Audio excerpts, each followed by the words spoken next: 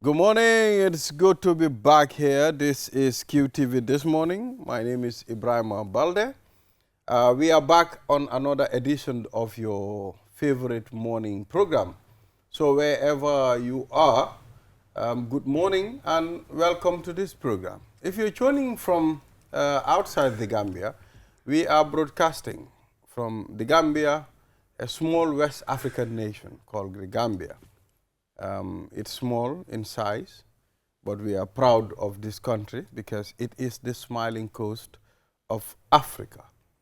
And, you know, many things happen here, and it stays here as well. So I'm with Mr. Momodu Mboj. Good morning. Good morning, yes. And we are small, but I would like to think that we've got broad shoulders. Absolutely. Yes. Definitely. We have Mr. Adedrame. Mr. Adedrame is both a Sierra Leonean and a Gambian. And lots of other things. And lots of other things. An ECOWAS, a child of ECOWAS. Yes. And surprisingly, Mr. Ade, you have a Bansang connection or somewhere in the Gambia? My father was born in Bathurst. Oh, Banjul? In Banjul. Okay, okay. Bathurst as it was in 1921. You see? So, you see? yeah. When I ask people, he's called Ade Drame. They'll tell, no, it's the Drame is Drame. You are from the Mandinka tribe. Yeah, well, yes, my father is. But interestingly, it's actually my grandmother, who is Creole or Aku. She actually had relatives in Bathurst as it was then. Okay. And she came to stay with them when she was expecting. Oh. And then they said to her, look, you're 7 months pregnant, you can't travel back by road. You have to live here. Just stay here and have the child here. And that's how my father came to be born here. You see, the place where you will be born, you will not choose it for yourself. You don't choose that. That comes. But sometimes I wonder why wasn't I not born in the U.S. United States. Yes. Then we can call you an imperialist and other such things. Yeah, so thank you very much, viewers. We'll take a look at the African Code, the newspaper review with Mr. Adedrame, and of course, Gambia Police Force strengthening patrols and police visibility nationwide. Superintendent Modu Musa Sisao of the Gambia Police Force, if he will be here. We hope he will be. Because I know he has a lot of He's things a busy chap. on his plate. He's a busy chap. You see, we are brothers since in Basse. He used to work for MRC when I was on the radio. Oh, is that right? Yes, he was an MRC staff. So he works for MRC. I was with Unique FM radio in Basse. Yes. So we were planning for him to have a radio program. So then later he moved to the Gambia Police Force. He did his training. Yes. But anytime I call, he picks. But now I don't get hold of my brother on the phone anymore. Your brother is super busy. And in the same way that Bathurst is now Banjul, Unique FM is now Taxi FM. It's now Taxi FM radio. Of course. Yeah, so shouts to my boss, Alaji Lamin Manga. Indeed. You know, I'm always proud of you, my brother. You know, he trained me. You know, when I first took my application to Unique FM, I gave it to one guy. I still know the guy. And when I see him still, I looked at him with those eyes. I gave him, imagine, just fresh from high school. And I took my application. I can remember my first application was written by my dad. Okay. My dad gave me my first application letter. I took it to Unique FM radio. And I gave it to a guy. And the guy took the application. He didn't pass it. He didn't give it to Lamin. Oh. Yes, and he promised me I'll forward it to Maybe Money. he had somebody who was a relative who wanted the same position. And he did not give me. Let me bury this. So I was quiet for some days. After weeks, I went back and I met Lamin there. Fortunately for me, Lamin entered. Yeah. And he looked at me with a smile. And he invited me to his office. I was like, I know this guy. Somewhere, I know this guy. The face is familiar. So he invited me. I went to his office. And I said, I sent my application. He said, no, I didn't see any application. Right. He said, what do you want to do? I said, I want to do a Fulani program. Oh. He said, you are employed. That's how... You and I have a connection because, of course, every time I come to the Gambia, I always stay with Lamin. And one day I was in his house and I was watching QTV and I said, come on. I said, the news is terrible. He said, let me take you to meet Mohammed Jah. We came, Mohammed wasn't around, but Anam was. Yes. And 2 days later, I was here. Yes, employed. yes. This is So how he was the one who brought me this here. is how I started my media journey. Yeah. But I was on the road preparing to go to Venezuela to study Oh, medicine. I remember you'd mentioned Yes, that. yes, with my team, with my friends. You could have been Dr. Balder. Absolutely. So now what happened is when I entered the media field, I said, no, forget it. Yeah. Doctor, no, I'm not going for 7 years. You're not. So that's how I started my media journey. But was that something you genuinely, passionately wanted to do, being a Media? medical doctor? A medical doctor? Medical. Or was it just because your friends Yes, were? I wanted to do medical. I wanted to be a medical doctor. You know, when I was going to high school, I was doing pure science, science 1. Okay. From grade 10 to grade 12. Right. So when I finished my high school, that's when I moved to the media. Ah. But my whole life, I focused on science, physics, chemistry. Yeah, Those were the things I biology. was doing. Okay. Yes, but I mean, the path and destiny, you'll always follow it. Yes. Yeah. So the African proverb, the eye cannot see itself except through a reflection. Yeah. Sometimes I wonder, Mr. Ade, how do you look at me? How is my skeleton look? How do I look when you're looking at me from a distance? I cannot see myself. Yes, I guess this is true. And this is about, of course, self-reflection, isn't it? That's what this, the eye cannot see itself. But it also is about, some people might argue with it because everybody has a perception of themselves and people have might have a different perception of that person.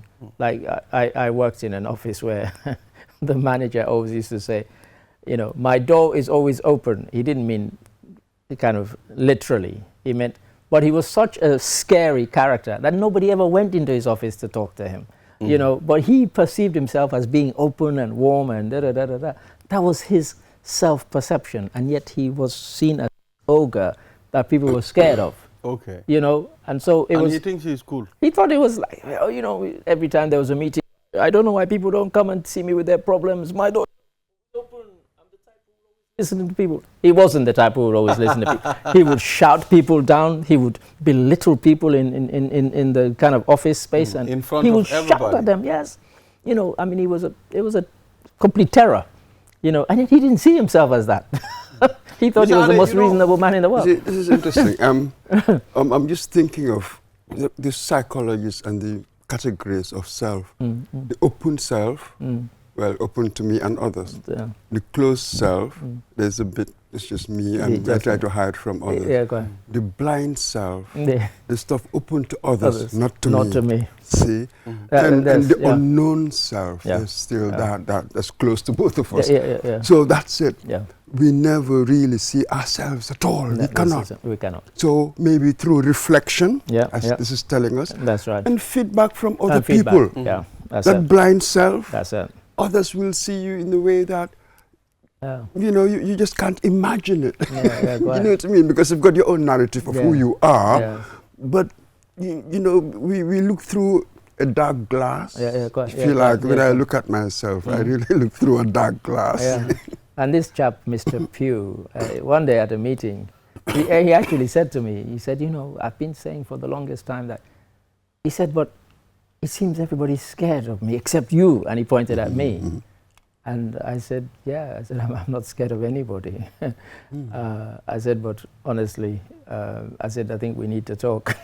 So after the meeting, I actually went to his room and I told him, and I gave him examples of instances where he shouted people down in the corridor, embarrassed them in front of everybody. I said, when you've done that, nobody's going to come to your room. If you can do it in public, what the hell are you going to do to them when it's just you and them in your office, I said, no. I said, people are scared of you. I said, but I'm not, And I think he appreciated it, but it seemed like it was a kind of revelation to him that people were scared of him. And I worked with him for a long time, about 5 years. Actually, Mr. Adedrame, I am being very careful of people that I think they use advantage on people. Maybe you are powerful, or you have a position, or you think you are superior at some point. If you try to use those powers, I just keep my distance. Sort of, Yeah, almost, sort of, not yeah. just use them, but almost I abuse hate, your power. I hate people using advantage. Or taking advantage of people. Taking advantage on people. You understand? So those are things that we should be careful. It's kind of telling me. So what's your reflection on things? I mean, sometimes there are things that you know, it's the people that can tell you. You understand? Even if you have, I mean, there are people that you know, even if you have an issue with your parents, there are people that will come and tell your parents, you know. They are mates. You tell them, well, this and this and that and that and that and that. But you know, for you as a child, sometimes you are not in that position to tell your parents, look at them in the eyes and tell them, this is what happened and I think it's wrong.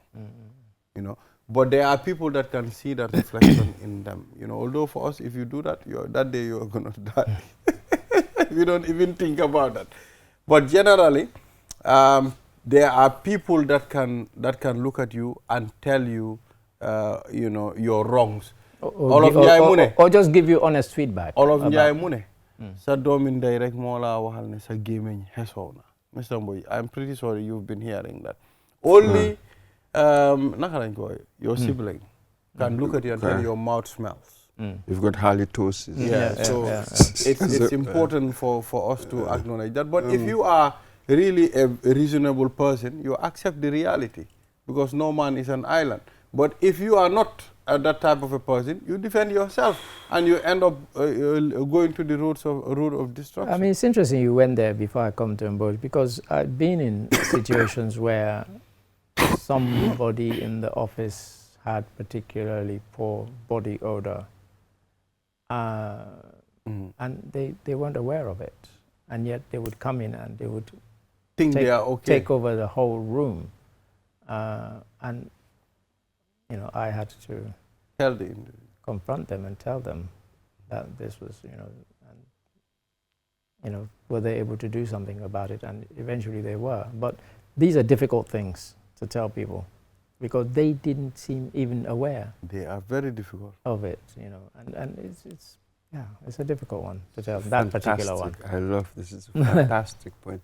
Somebody said, that really, without courage, you cannot be moral, because here the kind thing would be to tell him. Yeah. But if you are sort of thinking of being nice, you see, that's the distinction between genuine kindness and just being nice. Yeah. If you don't have the courage to say difficult things, you'll fall short all the time. Courage, it is said, is sort of like a gateway virtue towards all the other virtues. But it needs courage. Lots of things, the really difficult things in life, you gotta have courage. For me, there are things that, you know, I'll be ashamed to look at a person and tell you. For example, if you have body odor, I cannot look at you and tell Mr. Ade, you have body odor. I think, you know, I will feel, okay, Mr. Ade is going to feel bad about it, and he's going to feel ashamed. You know, I don't want to embarrass him. But it's important to tell Mr. Ade. The last time we had to buy spray for him and give him as a present. It happened to someone? When you're in management, you meet all sorts. How do you deal with that? But I feel that I started really having courage afterwards when I thought about it.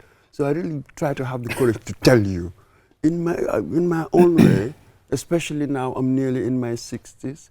You think I will masla with these kids? I can never, sort of my age has given me that authority. I'll tell you nicely because of A, B, C, and D. It's not necessarily your fault. Sometimes for physiological reasons. And you've raised an interesting point. I mean, before we get off the topic, I know we have to go on to other things. Because since I came to the Gambia, there would be times when I would call one of my team and tell them quietly something quite honest, and they'd be shocked. Oh, Mr. Ade, you're being harsh. And I would be quite shocked because, again, maybe I'm not being self-reflective to say that I am, but I didn't consider that it was harsh. I just pointed out a particular wrong that they had done. And I realized that people were not used to being told these things. I mean, one of the most shocking was somebody who had gone and was being treated here for a long time. And the doctors hadn't told the person that their condition was terminal. It took doctors visiting from America. To tell them. To tell him. Like, why? And the person said to me, but the doctors here never told me that. You know, so we kind of take that thing too far, you know, where we think we're being nice but, you know, the courage is to be honest with that person and say, no matter how shocking. Yeah, so we'll take a short. Well, Mr. Ade, I want to say something on air. Be careful. You are a go-to person that people feel safe to talk to. You know, for me personally, I feel very safe sharing personal stuff with you. And I trust you so much. I don't know, for some reason, we have that trust. And many people have the same feeling for you as well. So it's embarrassing me now. And that's the truth. Thank you. That's the truth. Yeah, so viewers will go straight to the newspaper review. Let's oh no, Mr. Mboj is not my go-to person. Mr. Mboj, when you have money, he said he will never masla with us. So shall I, you want to go? All right. On the Standard newspaper, over 300 Gamcel contract workers demand compensation. Yeah, I saw that. I didn't want to go to it because I didn't know the detail about the story. You know, what are they seeking compensation for? So I don't know, maybe somebody can text us and enlighten us as to what. I understand there were layoffs some time ago because the company wasn't doing well. And, you know, privatization was the thing on the table that they were discussing. So those that are taking over, I think they want to breed new ones to make sure the company gets a new image. So this is what happened. Probably those are the ones saying, okay, we want compensation if we are to be laid off. Like yes. It could be. Yeah. I'm sure they'll resolve that yes. amicably. That's it's an industrial issue. Well, so we have processes in place. So they will And I do wonder whether there are, in Britain, the laws about people being laid off or made redundant are very strict. For example, companies have been taken to court and fined for not, if you are going to lay off workers, you have to consult with them a minimum number of days before you lay them off or make them redundant. And if you do not, some companies know that they're breaching it because maybe the situation is so serious that they have to stop it straight away. And they're willing to take the fine, you know. So rather than giving 10 or 21 days or whatever, they just give 7 days notice that, sorry, we're laying you off. And they will be taken to court. There's a government agency, the Insolvency Service, that does that, takes them to court. So you did not consult with your workers before you made them redundant. Yeah. So I'm not sure whether we have Gambia's telephone numbers to be increased to 9 digits. If you are using QCell, AfriCell, if you are using Gamcel, Comium. We talked about Gamcel. You said, according to the press release, Gamcel is not ready yet. They won't be among the immediate ones for whatever reason. They're going through things. We carried a story on the news last night about it, and we mentioned that fact, that all the others apart from Gamcel will be operational from the get-go. They will join later, but not at the same time as all the other GSM operators. So yeah, I mean, I've been having weird conversations with people saying, oh, people will struggle. Well, no, you won't, because essentially you're keeping your original number, which if I meet you in the street and I say, Balde, what's your number? You'll just reel it off. So now you just add, all you need to know and remember really are the two that will be a kind of prefix to it. They'll go at the front of that number. So you'll still keep your number and just what comes at the front. Someone said, when I posted the video on my TikTok account, what the individual say, then what about our electronic wallets that we connect our 7 digits with? What is going to happen to those things? Said, I think I should withdraw my money. You know? No, and Google accounts. They're asking Google accounts as well. Everything that you have will, you know, this to me is like the idea that, you know, some people might be too young to remember the whole panic about Y2K. Imagine, we can send people to the moon, bring them back safely, send them around the world, bring them back safely. But people thought computers that we human beings designed couldn't handle going from 1999 to 2000. You know, year 2K, 2000. And there was this thing about, oh, all computers around the world will crash because computers aren't clever. I mean, it was just pure stupidity, one has to say. And I, at the time, worked at the Cabinet Office. We actually had people who had to be in over that midnight from 1999 to the year 2000 to man phone calls in case people started phoning and complaining. I mean, it sounds ridiculous now. The Millennium Bug. Millennium Bug. You know, that the Millennium Bug, that computers were not clever enough to go from 1999 to, what? Absolutely. Come on. Big time. And it's a similar thing. Everything will gravitate, you know, when the number will change and so will. When something new comes along, people are initially sort of like wary, scary bits about it. Scary bits about it. That's all it is. Our numbers were that's all it is. Our numbers were 5 digits at some point. That's right. You know, when you're calling 516-221 or you call 446-156. Those were the landlines. Then they increased it to 6. Now we have 7. You know, when the GSM operators came, I think the GSM operators, was it 6 or 7 digits at some point? I think it was from 6. The get-go. I don't know what it was 6 initially. or then 7, I think. But whatever the case, we will adapt. Yeah, and the reason we will adapt is because we're not the first country in the world to do this. It hasn't caused other countries and other people's phones Senegal, and their accounts. Senegal is 9 digits. Around the world, there are countries with 11 digits. So what Pura...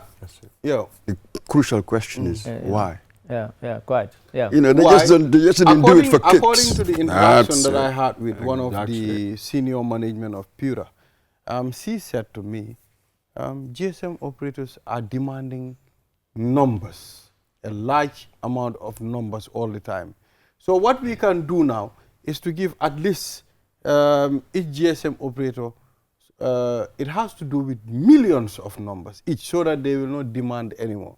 But the only way they can do that is to increase the digits. Yes, so what they said at the press conference yesterday is that the new 9-digit can accommodate up to 1 billion. The current 7-digit one can only up to 10 million. Exactly. Which people might think, oh, but you know, the country's population. So the estimate, because I checked yesterday, the estimate of the population currently is 2.88. That's up from what the census was. They've estimated that the 2.88 million. So almost 2.9. Almost so 3. We're going to 3 million. Almost 3 million. Yeah, so the thing is, and we're using so many different gadgets. So many different gadgets, but not only that, even when the number was 2.7 million, we had 3.19 million smartphones. Exactly. So already we had more smartphones than the population. I discussed with her. She said to me, Balde, you would be surprised to know a small Gambia like this. Of course. We exhaust the numbers that we have. Of course. QCell was at 3. Yeah, go ahead. We now got the 5. We go got 5152. 535. I mean the 5s. And so we keep exhausting the 5s because more and more growing people population. It's a growing population, and more and more people are having these multiple. There are times that you will exhaust that number, and the only way is to increase it. So what they do now, if my number is 3100876, that number will not be touched, but in front they will add 2 digits. Yes, that's it. You understand? I mean, let's say, okay. It's not rocket science. Let's say 56, 3100876. I'm calling Mr. Mboy. 56, 3100, and I put your number. It's as simple as that. It's as simple as that. Yes. So the PAP leader vows to allow Jammeh return if elected. I think that's an election-winning strategy. Yes. I think that's bound to win them the election. No, I think he is strategizing to get the No to Alliance people. Yeah, go ahead. Vote for him. That's what I think. I think it's an electric tactic. But you know, there might be others who think that it's worth So No to Alliance people, they might say yes. You can promise anything you want because he knows it's not going to happen. Really. That's not a vote-winning strategy. Boy, you can say anything you want, really. Yeah. You know. Next. Yeah, so we move on. Let's see what we still have on other newspapers. You've got Observer. Observer Light from months to minutes. Barrow launches instant biometric ID card system. Now it's going for 10 years instead of 5. Yes. Yes. So what's interesting about this is that if anybody doesn't know, normally when you go for your national ID cards, there are these guys, these unofficial agents who've set themselves up as being the kind of middlemen. I was going to say middlemen and women, but it's mainly men that I see, exactly, who kind of facilitate everything for you. But now, and they demonstrated it, they took his biometric details, the eye scan, the fingerprint, and out came the card. Okay, they did it for the president. Can they do it for Mr. Balde? Can they do it for Mr. Mboja and for Mr. Darami? Well, let us see. Yeah? Exactly. Because, of course, they'll do it for the president or for the vice president or cabinet minister. Can they do it for the ordinary citizen? Absolutely. That is when we will test the veracity of that statement from months to minutes. Exactly. So now this is a promise. Well, this is it. So we'll see how it works Let's in see how reality. it works in practice. Let's go back there 2 months' time, and if we're not seeing queues around the block, Stuff like that. then we'll say, yeah, this system works. But Well, for now... the good thing is when I listened to an interview from Basse, according to what I heard from the immigration, they'll be producing the cards there now.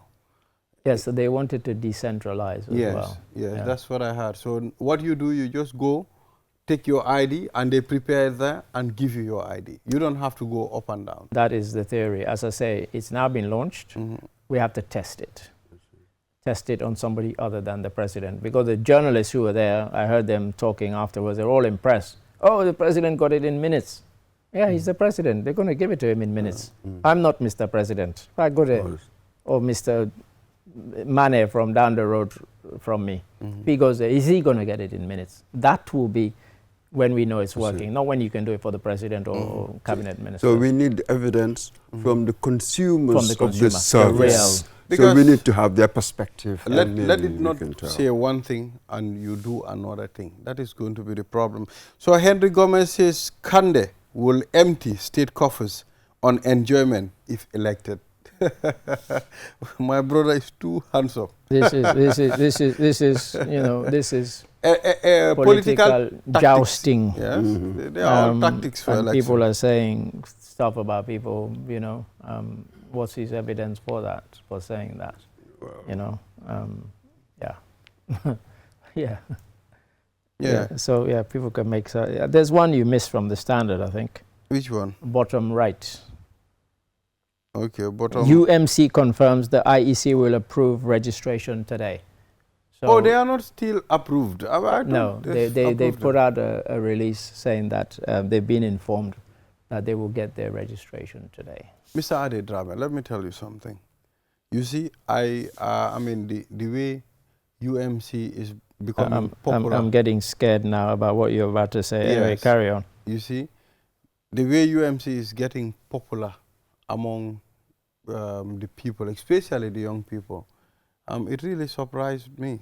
I mean, I didn't know. Which young people? People who have voters' cards? Yes, people who have voters' cards. How did you verify that? Well, I didn't go to their houses, but I know those are people that will have voters' cards. No, tell me. The people that are engaged. Look, there are people who have 50 and 60,000 followers on Facebook and couldn't get 3 votes in Banjul. I won't name names.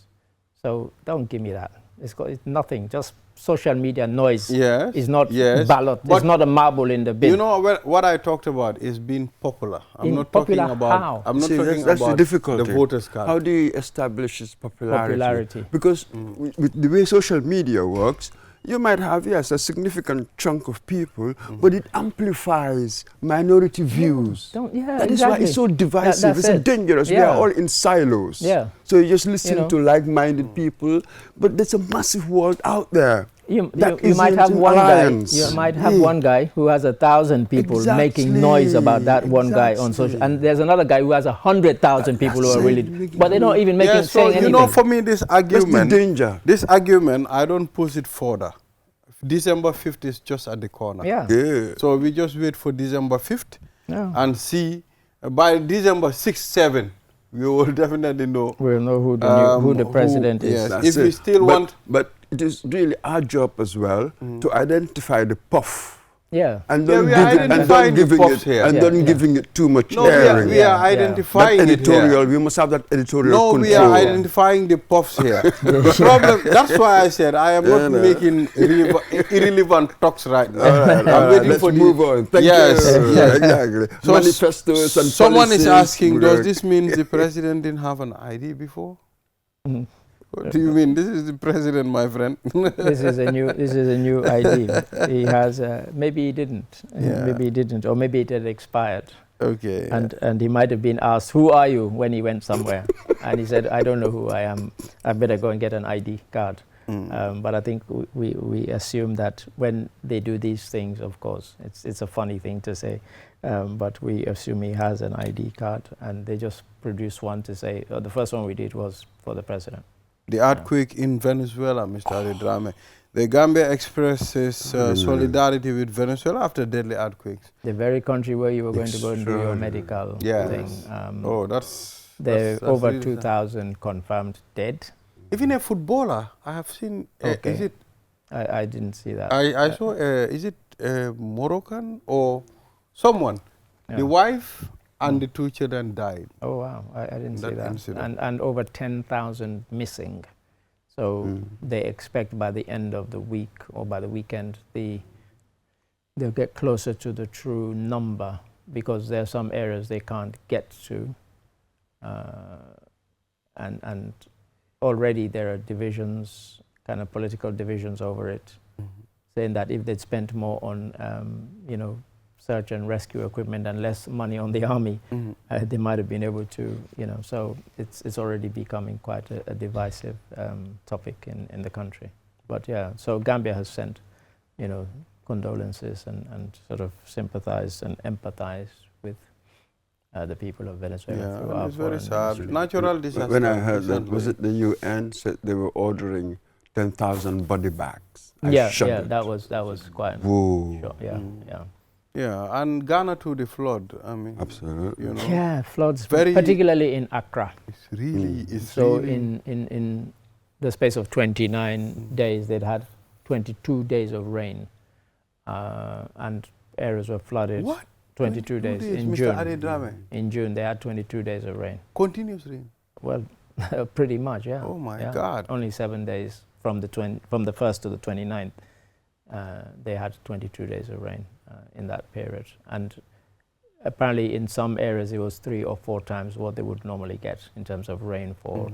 So the president, Mahama, went around, and again we carried the story last night on the news, and he said he was shocked, but he was quite angry at one point, because he said people had built in waterways that would normally have allowed the water to flow through, but because they built where they shouldn't have built, he said we now have the problem that we have. So he got quite furious about it. Yeah. Yes, Ali. This is weird, isn't it? Sorry. What we used to call freak weather, now it's becoming regular, as it were. Well, that's right. Isn't it? Yes. Right. And this whole idea about people building, in sites where they shouldn't because of interfering. Well, if they do, and these things happen, you must also concede, Mr. President, that there's been a failure of governance. Oh no! In fact, that's what he said. Yeah. He wasn't. I mean, he hasn't been in power that long, but he said, how do those in power allow this to go on for so long? He said because this has not happened overnight. Exactly. He said it's happened over decades. Exactly. He said, and we've just turned a blind eye to it, and now we are suffering the consequence of it. He gave a long kind of diatribe about it, and he said, we think these things don't have consequences when we allow them, but we allow them, and these are the consequences. The rainfall would have had a natural path through which it would have flowed. That path has been blocked because several people have built houses on there. Waterways. And I think what we were talking about earlier comes back in here. Courage. People give you all sorts of sentimental reasons why and in fact, they didn't move it. He said, in but fact, look at this. He dealt with that. He said every time government moves in to demolish these properties, he said the public turn against government and say, oh, these people have spent their money so they and they build that. They are butlers. This is it. Our governments are really butlers where they should be tough. So very weak. We have President weak Mahama governance actually system. dealt with that. He said, he said government so moves in. Let's deal with one more story. Yes. Police nab principal suspect over Latrikunda German killing.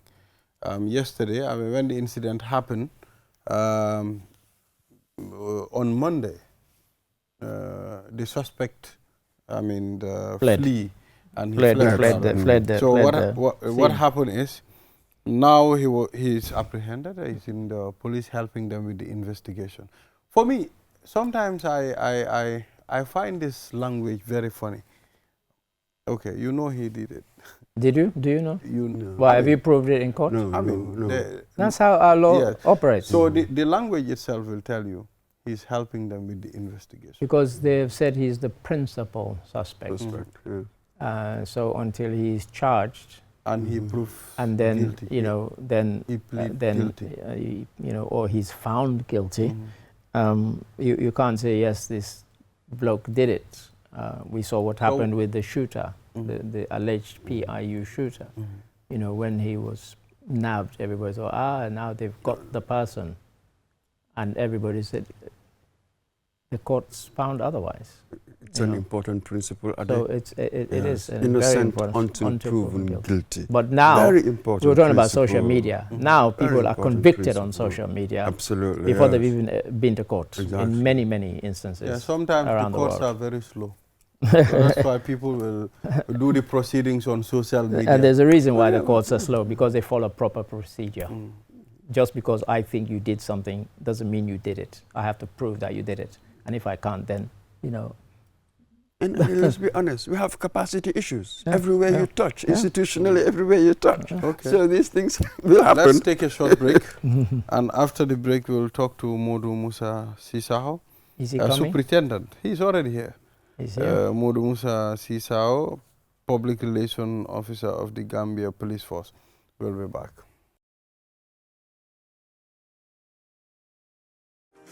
Welcome back after the break. If you're just tuning in, this is QTV This Morning. We are broadcasting from the Gambia, West Africa. And now let's head to Gambia Police Force strengthens patrol and police visibility nationwide. And we have Superintendent Modu Musa Sisao, Public Relations Officer of the Gambia Police Force. Good morning. It's good to have you here, my brother. It's my pleasure, always. Yes. Thanks for having me. So, yen policy dal, yen dañ len ne yen do len de action be su problem hewe. Yen mu ngi mel ni policy, you people are not doing your job according to the public. The public ñu ne da ngeen wara nekk fu nekk. Crime bi bala mo happen yen ak fa. So, I don't know, what will you say to that? Thank you very much. That is impossible. We cannot be everywhere. It's practically impossible. How? Why? Because we are not even allowed to be everywhere. That's the first thing. And I think it's very important. We are not allowed to be everywhere, and we can't be everywhere. Because you would understand that as police, especially when it comes to patrol and visibility, we actually would patrol and be around public spaces. And when we are in public spaces, and even in the public spaces alone, we can't be everywhere at the same time or at every time, right? Because if you want to have, let's just say Serakunda, even just Serakunda alone, if you want to have a police officer in every junction, on every street, every 100 meters, it's not practically possible. That's number one. And number two, people have their privacy. You cannot go into people's compound. You cannot go into people's apartments. You cannot go into people's, social life. You cannot dictate what people do in their compounds, in their households, in their institutions. So it's not possible. All right. Nyarelbi, you said we are not doing public, according to the public, we are not doing as much. Yes. And I think we always, on a daily basis, we have our morning patrol, we have our afternoon patrol, we have our night patrols. Okay? So there are instances where sometimes we want to strengthen this patrol, because when patrol is ongoing for a month or two, there is a possibility of some lapses and all of that. And also when we tend to see an increase in terms of number of cases, criminal cases, we would advise the officers, so advise officers, especially within those areas, to strengthen. And most at times is within the Greater Banjul area, where we see crime fluctuation in terms of number of incident cases, and of recent we know that there have been a lot of related cases in terms of stabbing cases leading to or causing death. And as such, the Inspector General of Police has instructed all the General Commissioners and heads of unit formations to strengthen this, to enhance visibility patrol around. But that does not go to show that it is only when things happen. Then that's the time this is done, but it's actually going on a daily basis. But there are instances where, yes, the leadership would see that, okay, we're seeing this happening here and there, why not you strengthen this? Why not you strengthen that? But sometimes it's general, given to everybody. Whatever you are doing, double up. Whatever you are doing, double up, so that we can see whether we'll be able to, control some of this thing. But coming back to itself, looking at the crime or the crime committed, especially of recent, what can the police do about it? I think that is the most important thing. And we as Gambians, what can we do about it? Because you would agree with me, some of the cases that do occur, happen in an environment where police officers are not around, where police officers are not even expected to be around those areas. This happened between two individual people who have mutual interests, who know each other, acquaintance, would have altercation, would have issues, and end up fighting and stabbing each other and killing each other. And for that being as it may, people rushing and going out, there is no security in this country, the country is not safe, and I think that is false. I totally believe that is false, and also I think that is very unfair to say the police are not doing much because people are stabbing each other and killing each other. I think that's unfair. Now that is interesting that you should say that, Superintendent of Police. So then I will ask, how patrols, visibility, how do these things contribute to the prevention of crime? Because these murders, you've told us, patrols wouldn't have been able to do anything. Yeah. Or are there certain kinds of crime that patrols might help prevent? I do not know. Explain to me. Exactly. So what we do is, the purpose of having to have police presence, because patrol leads to police presence, you understand, is to deter criminal activities from occurring.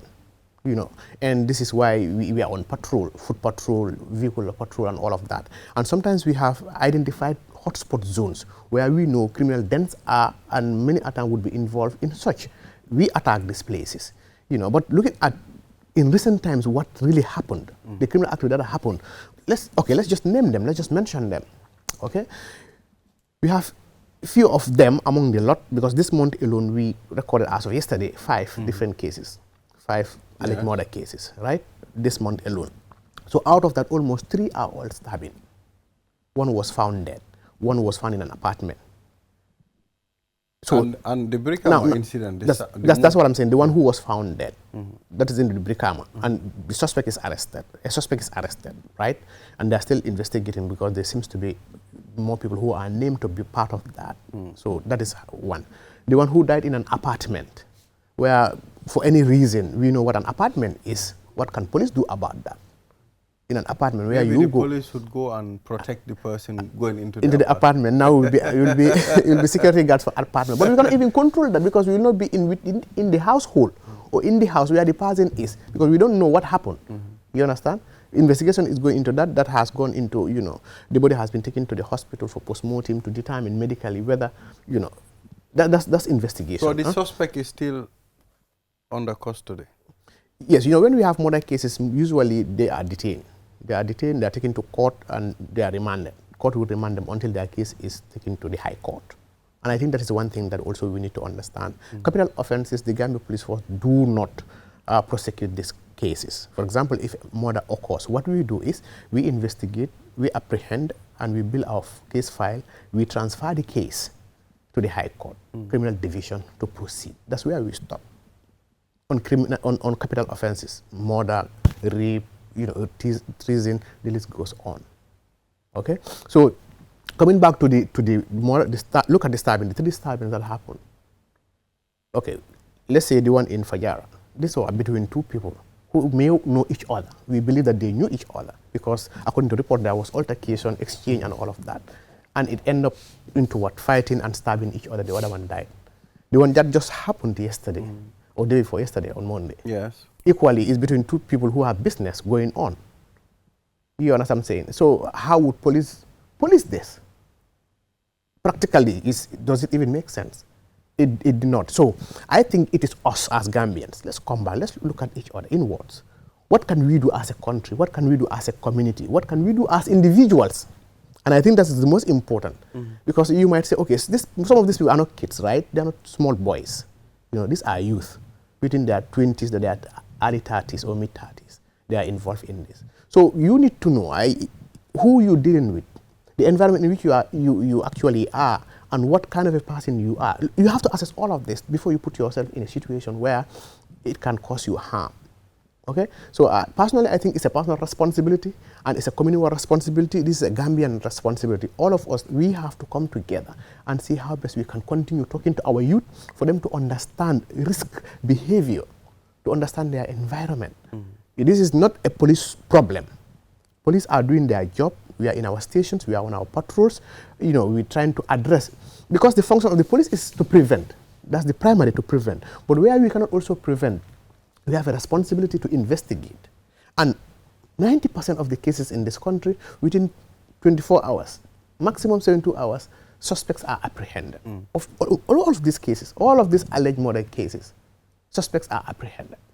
And when they are apprehended, you did well yesterday. yes, exactly, less than an hour. Sorry, 27 in 24 hours, right? Within 24 hours. But again, we have to commend the people because we are collaborating with the people. People are, like you mentioned, social media. When this went out there are a lot of calls around. Maybe we suspected is at this place and all of that. So this is what we want, for the police to collaborate and cooperate with the public to be able to solve issues, but not only solve issues, but prevent them from happening. Yes. I wonder what you call hotspots. Yes. Are they increasing? Basically, some of these hotspots we do know where we have reported incidents, where we actually would always receive calls that this is happening. We of recent we've seen a lot of what allegedly called gang, which to me is not a gang, our perception or definition of gang. But again, the fact that these are a group of boys having to have, arms with them fighting each other. I mean, it might fit that gang. They are like gangs in practice. When you have a group, exactly, each armed. Yes. Yeah. So those are the ones we see around the Sinchus and all of that.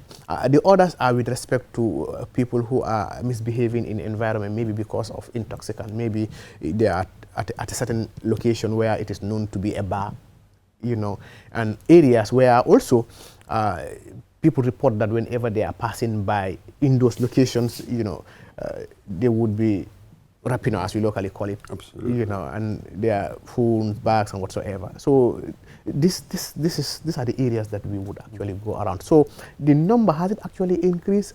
I don't think so, because these are same locations.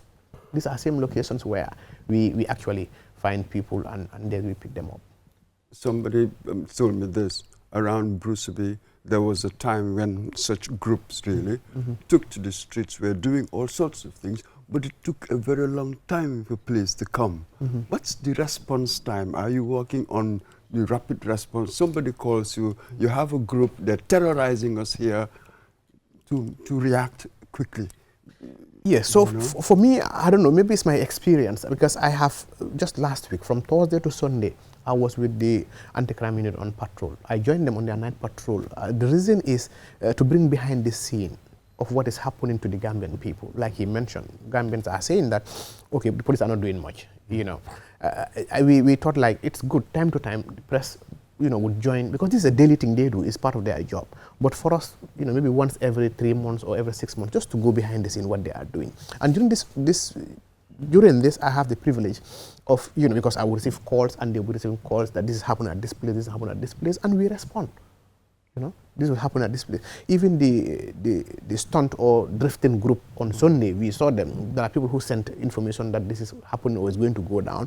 You know, then later in the evening, around 10, 11, when we got information there around Bakau, we rushed to Bakau, all around Bakau, up to Sting Corner and back, but we could not see them. You know, so for me, it might depend on one, who is called, where the call is placed.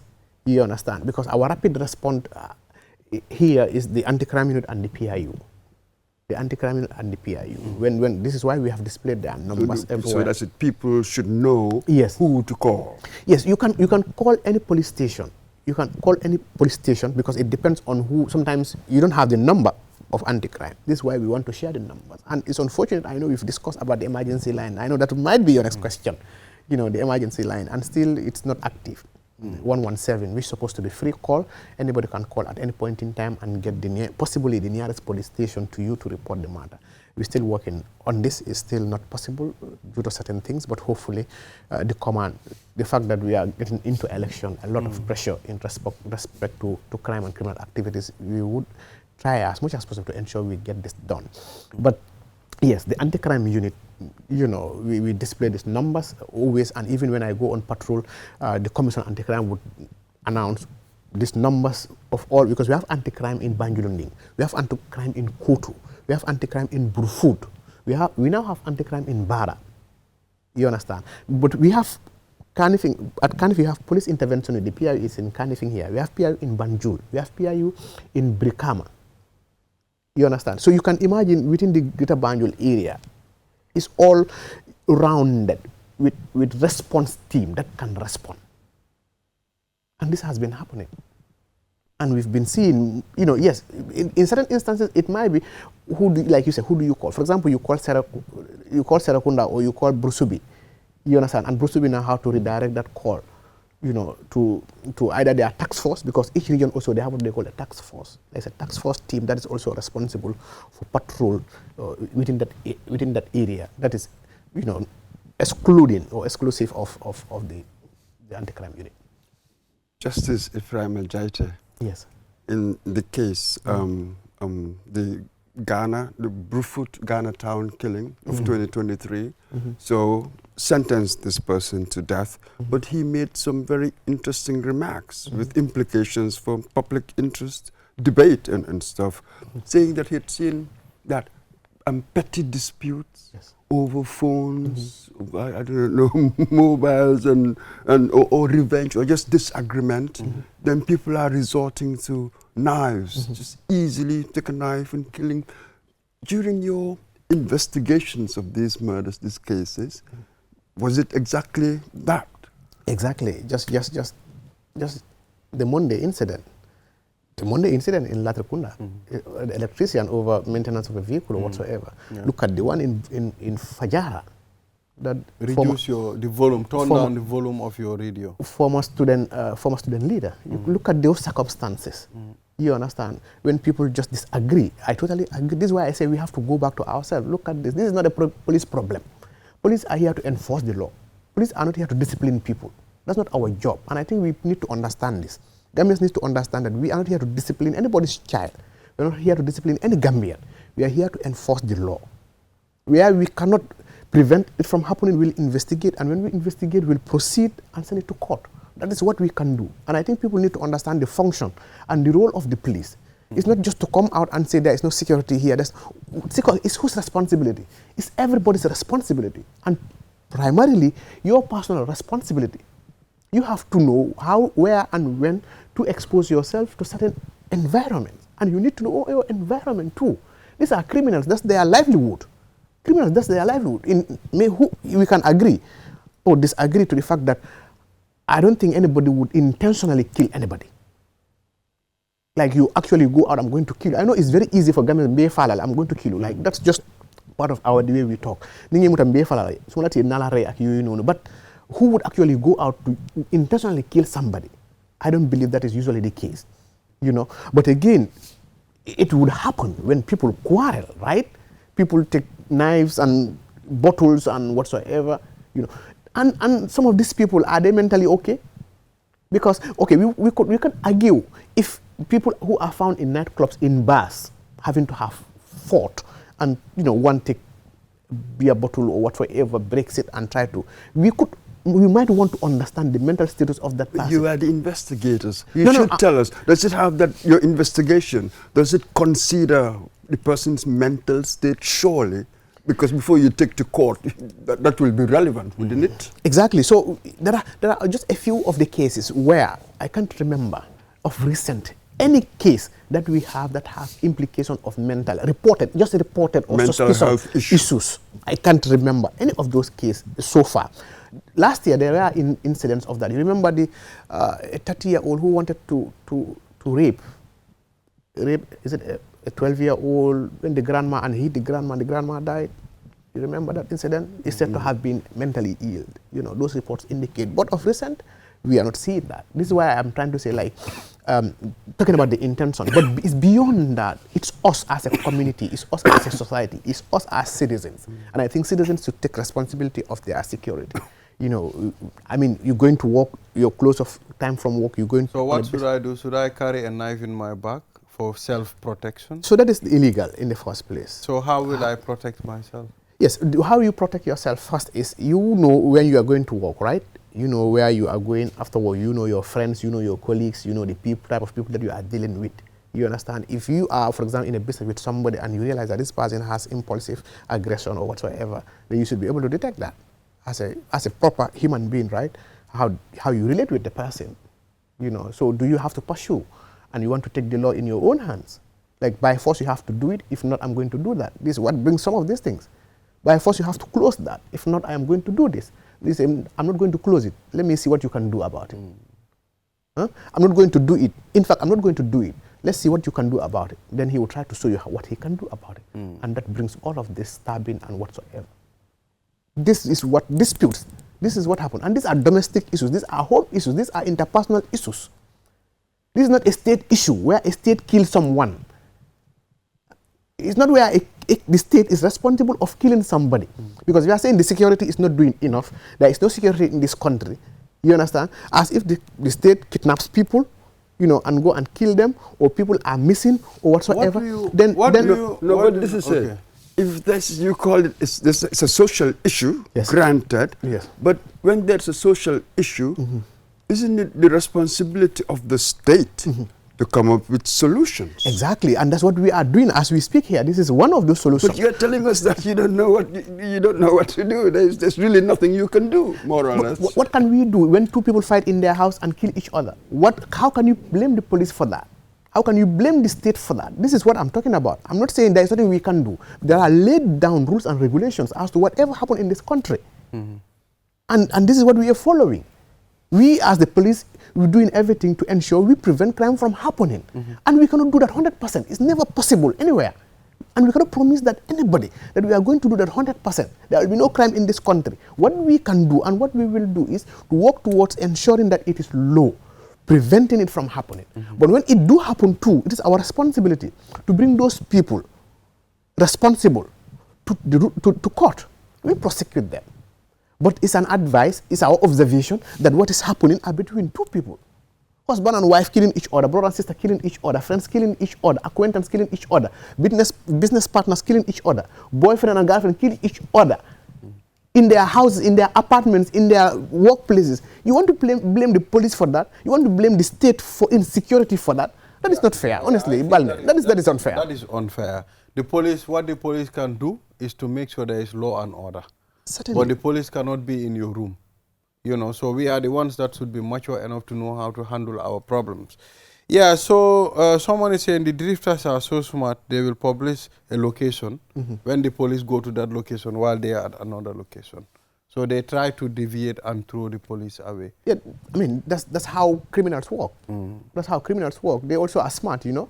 Sometimes people say they are a step ahead of the police, right? They are a step ahead of the police. So that might be the case. But yes, we are also doing our best, try to see how we can infiltrate their gangs. What happened to the investigation of Marie, the St. Peter student who was killed 5 years ago in her home in Busumbala? What happened to that investigation? Is it finalized?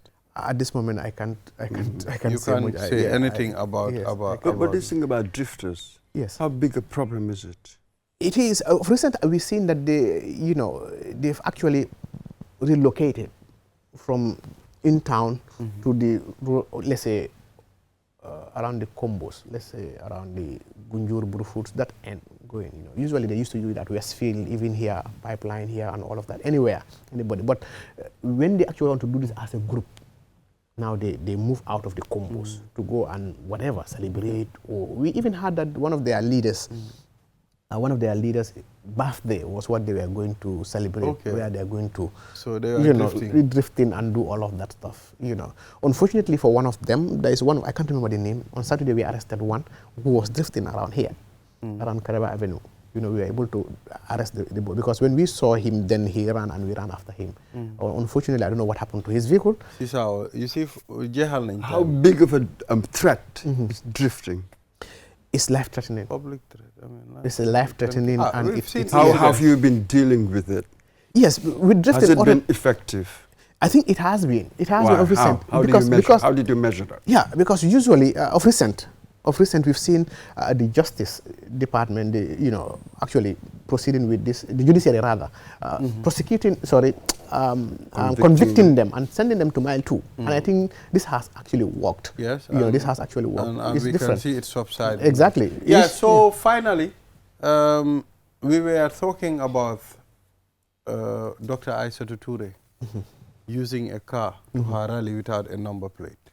And I tried calling you on this program, but I couldn't reach you. Your number was off. I called Kinkoli, but he said he cannot make any comments for now, except if I tell him what we're going to talk about.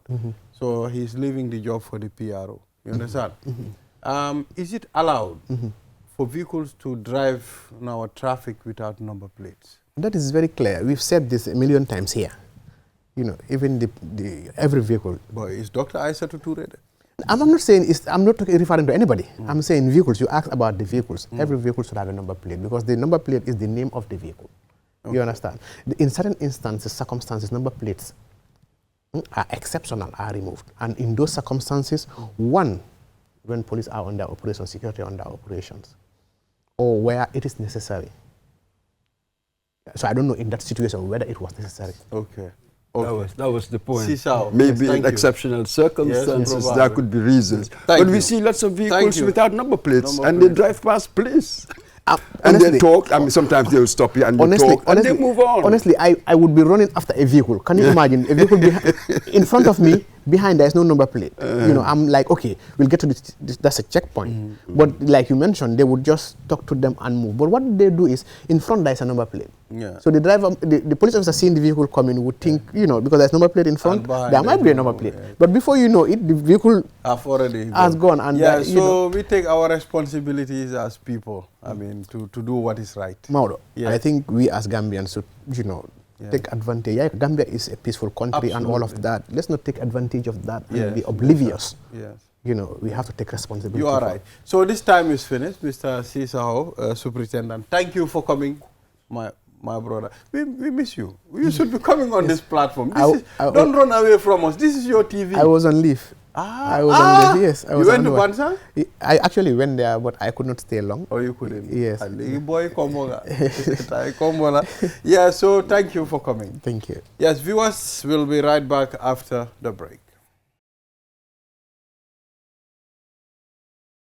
Welcome back after the break. This is QTV This Morning. I am Ibrahim Balde. Third edition of the Farmers Pharmacy Market Day. And we have Mr. Sang Mendy, of course, Secretary General Farmers Pharmacy Gambia. And of course, we also have Odile Jaban Gomez, right? Yeah. Assistant Treasurer, Farmers Pharmacy Gambia. So, lady and gentlemen, welcome to QTV This Morning. Thank you very much. It's a pleasure being here. It's good to have you. Please tell us what this means. I mean, the third edition of the Farmers Pharmacy Market Day. Yeah, so as a farmer-led organization, which has a membership from across the country, when we were elected into office last year, at that meeting, we asked our colleagues, our members, what should we do for you? And one of the things that they came up with was that farmers actually have problems marketing their products. And it's not like they don't have a market. There is a market, but there is someone who comes in between them and the consumers. And that actually reduces their earning capabilities, because when a middleman comes in and buys from you, what was supposed to have been sold for 75, he comes and buys it from you for 30 or 50, and then goes to the market and sells for 75. So, so we decided that it is important to create a market for farmers. So the whole of last year we couldn't do it, but this year in April we came up with the first edition, and we had that at the Farato Farms, the former Yaya Jammeh farm in Farato, just before the newly inaugurated hospital. There is a whole room somewhere else on the left-hand side. So we had the first edition there, and the turnout was good. Farmers came, and you know, consumers also came and bought. The second edition we did also last month, which was May. And we did that for 2 days. You know, so that also the turnout was good. Farmers actually saw themselves. The ones who brought their produce saw themselves, and some of these businessmen whose business operate around farming, like those who sell farm implements, or you know, some of these seedlings and whatsoever, they also came and showcased their produce. So we decided to make it, we are testing whether a monthly farmers market is actually possible. But the 2 editions, we held them at Farato Farms. We decided to bring it closer to the people, because Serekunda is a metropolis, and you know, it has so many people. So Farato Farms are a little distant from people, so sometimes, you know, accessibility becomes a problem. So we decided to bring it closer. And this time around, we are doing it just opposite the police station, the Kairaba police station, just on the side of the flyover. Yes. Yeah. Just quickly, you've got the farmers' pharmacy, the farmers' pharmacy market day. Yeah. With the word pharmacy, this is not its usual context. Yeah. So I wonder, what is the concept behind it? The pharmacy. How does it affect your operations? What is the consequential thing about adding this word into it? Okay, so Farmers Pharmacy is actually the name of the organization, and we said Farmers Pharmacy because the farmer organization itself is like a pharmacy to farmers. When farmers have problems at their farms with pests, with controlling, you know, anything to do with how to improve your farming. So they come up with their problems, and then once the problem is put in the group, before 3-5 minutes, someone comes up with a solution, and people will come back and attest to the fact that my problems have been solved. So we decided to call it a pharmacy, a pharmacy for farmers where problems are solved. Just like, you know, if you are sick, you go to a pharmacy to buy medication to drink and get healed. So when your plants are sick, you know, when you bring them to the farmer's pharmacy, you have a solution to your problem. So really, everybody is a pharmacist. Since you bring it to a group, and you try to come up with a solution, so you are both the sick and the pharmacist. Exactly, we provide solutions. Let's engage her now. What type of things do they showcase during this day? Mbal kontona ntelom odil gomesti be mo be tentula be pharmacy mol be kontona be na dimbayal nin kanuntel ni lamoylal be kontona bi mbale jang pharmacy toyala mimu association to mi yalon ko senela bundalon Gambia tundo to jang be loring allié nyin temboto ka lumo marché fena allié Kairaba Avenue tundo to e ka fodami ko Kairaba Avenue bridge be daminto so nala sonta nyin karo min kana July atil nano wolngolembe lumo sotola je so mi atinda fantol fonga nyim marché fena mole ko wala nyinti ko sénégal ka fengol sotol mi yalon ko akati kutolom a ñiñaari ngolom nkala fle fana mol fana ya soto a watola a ñama ya soto a dadi mala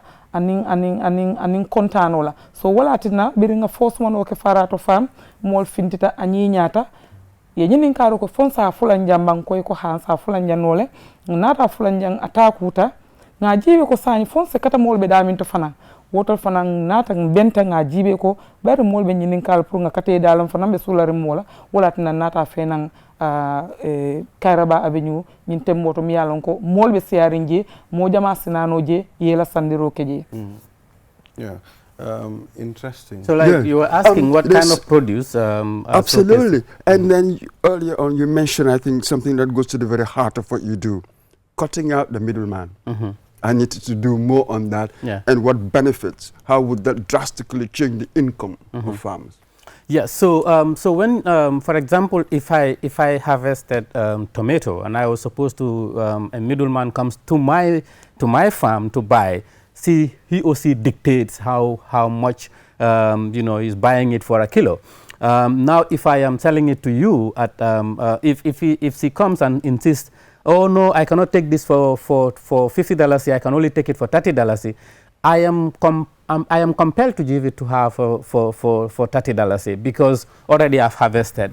And I don't want them to perish. So, but when I harvest and take them to the market, I have an opportunity to negotiate with you to say, okay, the market price is 75, but I'm giving it to you for $60. So instead of my selling it for $30, and then the middleman goes and sells to somebody else for 50, and that person sells it for 75, I will now sell for 60. So I have a little earning instead of a middleman coming to buy from me, and then I have just pittance. So that's. So are you connecting the farmer directly to the consumer? Yeah. So this is the objective. Really, that's the whole thing you're doing now. This is the whole objective that we are doing now. So if you need to buy for a weekend, you come to the market on Saturday. You find pepper sauce. You'll have honey. You'll have different kind of vegetable that you can stock at your house. So instead of going to the market and then maybe buy it at a higher price, you could have it at a much more reasonable price. For the consumer, it's also a win because instead of buying it at a higher price, you could actually get it at a lesser price because and also you will be able to even interact with the farmer to ask him or her, how did you produce this produce? What kind of fertilizer did you use? But if you ask a market woman who just bought from a middleman, he or she wouldn't be able to explain to you all those things. Yeah. So what's the cost of doing that? Connecting them directly. What's the cost? Is it sustainable? And what's the scale? How many people are affected? So, the first time we did this, I think we had about 50 farmers that came to showcase their produce. And in terms of numbers that came to buy, we have not done that. I think in the future, we will definitely have to be taking record of that to put in at some point an analysis to say, then we've done this for 6 months. So number of farmers have been affected, and so consumers actually have come to participate. So that's the thing. And now what we are also trying to do, this edition we actually wrote to the hotel hotel owners association, and then we wrote to other stakeholders. But then it's a very expensive endeavor for us as Farmers Pharmacy because usually we rent the venue. Of course, this was moved from another venue to this, which we already rented, and the renting is on us. Putting up a tent is on us. Getting tables for our farmers is on us. Getting chairs for visitors, maybe if they want to sit and observe before they do anything, is on us. Transportation of a lot of things are on us. So it's a very difficult stuff, and absolutely some of us have already started, thinking of giving up. But having the farmers at the heart of what we do, giving up might be a little expensive. So we'll just, that's why we're open to, you know, having as many partners as possible, so that even transporting some of our members from the provinces to come down. I wanted to ask, is it decentralized? So it's not yet decentralized. That is the plan.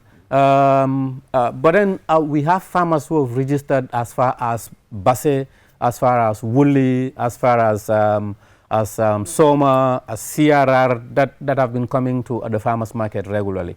And obviously, if they came in the first edition and did not make good sales, they wouldn't have registered for the second edition. Talk less of registering for the third edition. So definitely, I have the belief that farmers have been seeing themselves in it. My sister here is a farmer, and she has been bringing her produce to the farmers market, and I know she is coming again this time around because she's seen herself in the market. That's it. I'm not from Magis. So Olaf? Yeah. I'm not from Magis. Yeah. You know, yes, you are an assistant treasurer, but you are also a farmer, and you could be perhaps at the example. Go ahead, you started small while you can scale up. This one It's a secret. How did you scale up? Wow. Pour ñëw si côté wonu Olof. Waaw. Waa subi Manéga. Ok. Waaw. Lu taxoon tamit ma gën a yokk si jógee ko fu ma commencé si lu ndaw lu ma commencé woon njëriñ bu ma fa gisoon la. Because bu may commencé di béy woon ma ngi doon liggéey as an office assistant, liggéey naa as a baggage handler with Arik Airline, def naa teaching, finally ma continue with cashier accountancy. Waaye si diggante boobu noonu ngeen si office bi ma mun di liggéey gars yi xam nañ ma foofu noonu suba teel laay jóg may liggéey lu may liggéey su may xabes damay jóg suba teel ma xabesaat ma andi ko su ma teelee ñëw ma supply wala ma jaay o damay xaar break time ma tëj suma office ma supply because damay seet tamit fi nga xam ne foofu moo gën a yomb su man si njaay bi so duma dem si marché bi comme ñii nu ñoo demee dama doon supply Karaba shopping center dama doon supply Senegambia hotel the same thing dendo si nekk fii ni traffic light so lu tax ma stratégie ñooñu noonu njaay bi ak ñoom dafa yomb si man boolaalee suma liggéey bu may liggéey léegi tamit damay seetaal tamit léegi maa ngay gis ne season baa ngay ñëw mooy nawet bi liggéey bi daa gën a yomb si man te ba pare dafay nekk time bi nga xam ne tamit man tamit damay am jot sama xale yi bari dañoo tëj school dañ may jàppale si kër gi soo dama dee target time boobu noonu nga gis ne damay jël sama annual leave bi diggante boobu noonu ma jëlee annual leave bi balaa ñu ne annual leave bi jeex na daa fekk taw bi jeex na ñëw na liggéey bi gën a yomb si man ma nekk si market bi soo ma gën a am tuuti soo stratégie baax na si lépp lu ñoo def si famine tamit boo tegee stratégie da ngay gis ne da ngay jéem si kanam dama commencé woon tuuti soo si lu ndaw loolu da ngay gis ne sax li may aan foofu noonu su ma la waxee diggante ñetti weer ñeenti weer li may am foofu noonu is almost a gross of my yearly salary looloo tax damay wax ne jarul nga nekk béykat balaa ngay ne béykat nga boo nekkee di liggéey li nga mun di liggéey mun ngaa def famine man mi xam ne def naa loolu boo la te all the institutes bi ma liggéey foofu noonu dañu lay wax ne waaw te fépp fu may bàyyi foog ma bàyyi foofu noonu a legacy with BIPS bàyyi naa fa my pear trees they were fruiting when I left with Arik Airline I couldn't leave anything there because ginnaaw gi yëpp a concrete lu xew dañoo modernize waaye dama dee challenge ñi naan leen jëf nga béykat nekkul ne da ngay am tool bi ngay liggéey balaa nga nekk béykat waaye dama leen ay ci lañ ma xam ne sama boos yow doo béykat waaye nag sa ginnaaw kër gi boo fa amutee ay xob bii jóg xamal ni yow sa dund bi foofu noonu sa wóorut man Odile maa la wax loolu noonu lu tax ma wax loolu noonu parce que da nga ko soxla waaye ginnaaw boobu noonu boo fa defee lu ndaw li nga xam ne de par exemple lan la si pharmacie ñun du ñuy yëngu vegetables wala lekk bi nga xam ne dañ koy lekk rek biir bu fees déedéet looloo tax ñu naan ko pharmacie maa ngi yàkkamti woon àgga côté boobu noonu parce que bu ñu waxee pharmacie leena ñun dañoo fajee doxaale ak yoon nu ñoo béyee suñu veggies yi or products yi leena ñaar dañoo bàyyi si xel xam naka la mooy jógee baax si dundoo ñun suñu bopp suñu njaboot ak ñu koy jënd léegi wax ma su ne man maa ngi nii toppatoo naa suma products bi ak yoon te baax na si man damay xam ne baax na si yow te su ma la koy jaay sax gis nga dama la koy jaay xajaan ak baaneex parce que la xam na ne baax na te lépp li nga xam ne baaxut si wér bu yaram duñu nangu mu ànd ak moom looloo tax sa ñu gën a tafule dat pharmacie foofu noonu du si tool bi kese la jógee ko si suuf ndox bi ni nga koy defee ni nga koy faje ni nga koy jëlee pour nga lekkaal ko mu nekk si wér bu yaram daf si askan bi. We've exhausted this time. Fantastic. So it's actually on the fort, and it's at opposite Caraba Police Station, just on the other side of the flyover. So, and it's starting at 8:30, and we'll be there for the whole day. Okay. Yeah. Okay. All right. Thank you very much. Thank you for coming, gentlemen and lady. Mr. Mboj, this is all we have. Yep. Yeah. So, viewers, this is what we have for today. Enjoy the rest of our programs. Bye bye.